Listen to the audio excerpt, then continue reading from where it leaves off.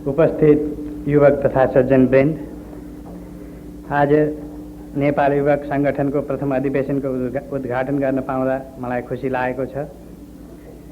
नेपाली एकताको उदाहरणको रूपमा देशको कुना-कुनाबाट आज यसरी यहाँ भेला भएका हौं। कुनै दलगत भावना नलिई युवकहरूको यो भेला देश निर्माणमा बढेका हामी सबैका लागि ज्यादै नै महत्त्वपूर्ण भएको छ। देश बनाउने महान अभियानमा नेपाली युवक पछि पर्न सक्दैनन् भन्ने विश्वासमा नै पञ्चायती व्यवस्थाको जग बसाल्दा युवकहरूलाई जिम्मेवारी सुम्पेको हुँ। कोरा सिद्धान्तको छलफलमा मात्र आफ्नो अमूल्य समय खेर नफाली निर्माणको काममा हामीले जुट्नु परेको छ। आजको विश्वको दाँजोमा हामी धेरै पछि परेका छौं। त्यसैले अब अझै अल्मलिने समय हामीसँग छैन। ठूलो परिश्रम गरेर उन्नत राष्ट्रहरूको दाँजोमा हामीले पुग्नु परेको छ। नेपालीको लगनशीलता र कड़ा परिश्रम गर्न सक्ने बानीमा मलाई विश्वास छ। हामी सबै मिलेर यो देश बनाउन सक्छौं। हामी नेपालीको यो देश अब अर्काको भर मात्र परेर वा पछि परेर बस्न सक्दैन। यो समयको माग हो। यसलाई हामीले पूरा गर्नु परेको छ र हामी सबैले यो कुरा बुझ्नु परेको छ। 15 वर्षदेखि माथिका र 40 वर्ष मुनिका देशका युवक र युवतीको जनसङ्ख्यामा युवक 16,11,169 र युवती 17,24,436 छन्। यसरी करिब 33,35,605 जनसङ्ख्या भएको युवक समुदायबाट देशले आशा गर्नु अत्यन्त स्वाभाविक कुरो हो। यही ठूलो सङ्ख्या हाम्रो शक्तिको स्रोत हो र यस युवक शक्तिको सदुपयोग देश विकासमा शान्तिपूर्वक लागोस् भन्ने नै मेरो प्रबल इच्छा पनि हो। शिक्षित युवकहरूले देशका कुना काप्चामा गई अनेक सामाजिक काममा बुद्धिदान गरी देश निर्माणमा सहयोग गर्न सक्दछन्। श्रमदान सबै युवकले गर्न सक्दछन्। युवक युवतीमा जागृति आए देशमा सुहाउँदो निर्माण र जागरणको प्रभात आउन बेर लाग्दैन। त्यसैले यो महत्त्वपूर्ण कुरालाई हामीले अब राम्ररी बुझ्नु परेको छ र अनुशासित ढङ्गले प्रयोगमा ल्याउनु परेको छ। कसैको नक्कल गरेर होइन कि आफ्नै तरिकाले हामीले हाम्रो शासन व्यवस्था चलाउनु पर्छ भनी पञ्चायती व्यवस्थाको प्रादुर्भाव भयो। नेपाली मात्रको पूर्ण सहयोग प्राप्त भएर नै समय समयमा अनेक विघ्न बाधालाई नाघ्न पनि हामी सफल भएका छौं र नाच्दै जाने पनि छौं। यस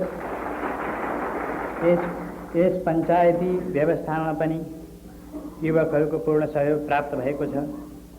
पञ्चायतका सबै तहमा धेरैजसो युवकहरू नै विजयी भएका छन्।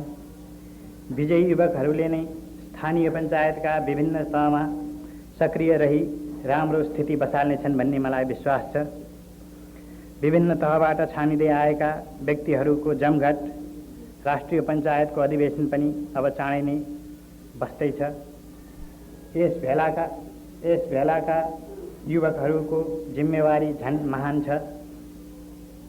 यसरी यो नयाँ व्यवस्थामा हर क्षेत्रमा युवकहरूमाथि बढी जिम्मेदारी आइपरेको छ र युवकहरूले पनि हर क्षेत्रबाट सक्रिय सहयोग पनि गर्दै आएका छन्।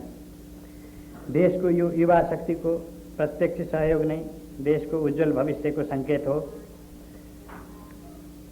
जुन चाख र उत्साह यस पञ्चायत व्यवस्थाले युवक वर्गबाट प्राप्त गरेको छ त्यो नै यस व्यवस्थाको सफलताको महान अभिव्यक्ति भन्नु कदापि अत्युक्ति हुने छैन।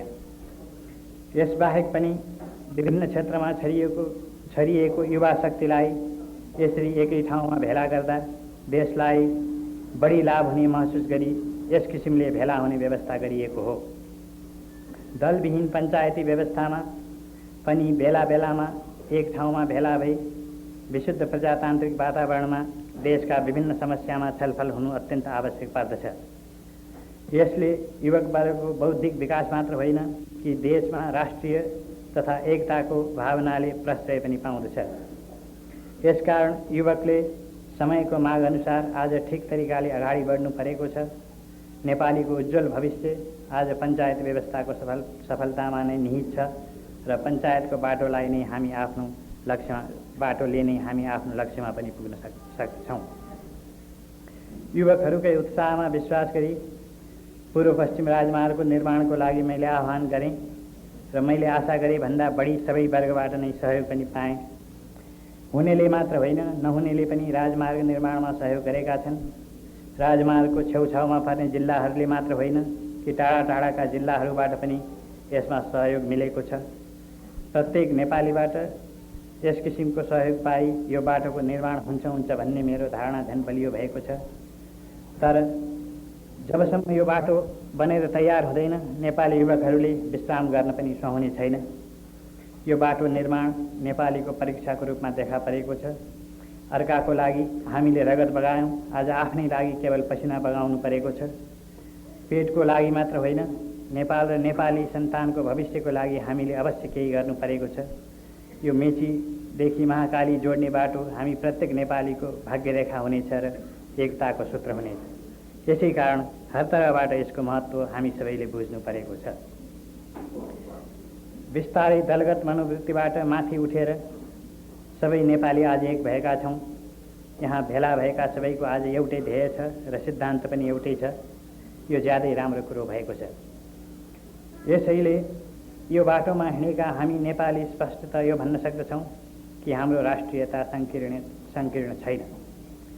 सम्पूर्ण विश्वको कल्याणका लागि नेपालीको सहयोग चाहिएका बखत हामी पछि परेका छैनौँ र पर्ने पनि छैनौँ। साथै आज नेपालीले बनाए मात्र नेपाल बन्न सक्छ भन्ने कुरालाई बुझेर हामी आफ्नै भरमा उठ्न खोजिरहेछौँ। यो जतिको नयाँ कुरो भइरहेछ उत्तिकै महत्त्वपूर्ण पनि छ। यो हामी सबैले राम्ररी बुझौँ। हाम्रो यस निर्माणको अभियानमा सहयोग गर्ने सबै देश हाम्रा मित्र हुन्। मित्रहरूको सहयोगको सदुपयोग गर्न सकौँ, यही हामी सबैको इच्छा पनि हो। अब अधिवेशनको काम सिद्धिएपछि सबै आफ्नो अञ्चलमा फर्किजानेछन्। निर्माणको काममा आफ्नो अञ्चल पछि नपरोस्, यो होडमा युवकहरू अवश्य क्रियाशील रहनेछन्।